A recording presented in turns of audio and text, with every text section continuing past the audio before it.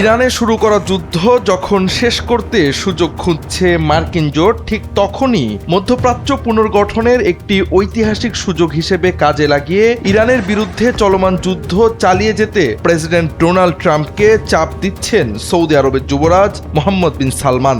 মার্কিন কর্মকর্তাদের বরাত দিয়ে প্রভাবশালী মার্কিন সংবাদ মাধ্যম নিউ ইয়র্ক টাইমসের এক প্রতিবেদনে উঠে এসেছে এই চাঞ্চল্যকর তথ্য। মঙ্গলবার প্রকাশিত ওই প্রতিবেদনে বলা হয়েছে, গত এক সপ্তাহে ট্রাম্পের সাথে একাধিক ফোনালাপে যুবরাজ মোহাম্মদ বিন সালমান তাকে বোঝানোর চেষ্টা করেছেন ইরানের বর্তমান সরকারের পতন ঘটাতে যুক্তরাষ্ট্রের এই সামরিক অভিযান অব্যাহত রাখা উচিত।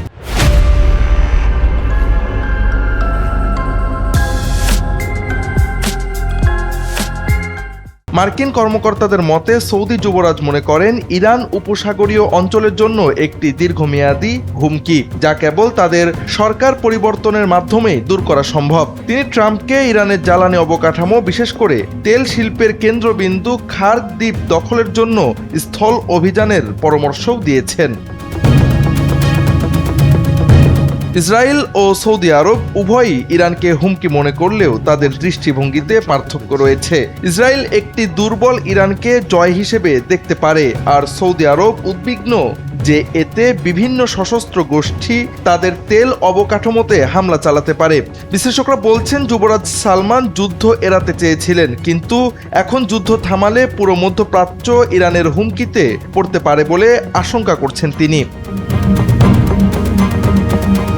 এদিকে প্রেসিডেন্ট ট্রাম্প যুদ্ধ শেষ করা বা এটি বাড়ানোর বিষয়ে আছেন দোদুল্যমান অবস্থায়। সম্প্রতি তিনি দাবি করেছেন এই যুদ্ধে জয়ী হয়েছে যুক্তরাষ্ট্র। যুদ্ধ অবসানের বিষয়ে ফলপ্রসূ আলোচনা হয়েছে বলেও মন্তব্য করেছেন তিনি, যদিও এমন আলোচনার কথা সরাসরি অস্বীকার করেছে ইরান। অন্যদিকে প্রকাশ্যে যুদ্ধ দীর্ঘায়িত করার বিষয়ে যুবরাজের চাপ দেওয়ার অভিযোগ সামনে আসতেই চরম নিন্দার মুখে পড়েছে সৌদি সরকার। এই অভিযোগকে সরাসরি অস্বীকার করেছে দেশটি। এক বিবৃতিতে সৌদি সরকার জানিয়েছে, সৌদি আরব সবসময়ই এই সংঘাতের শান্তিপূর্ণ সমাধানের পক্ষে।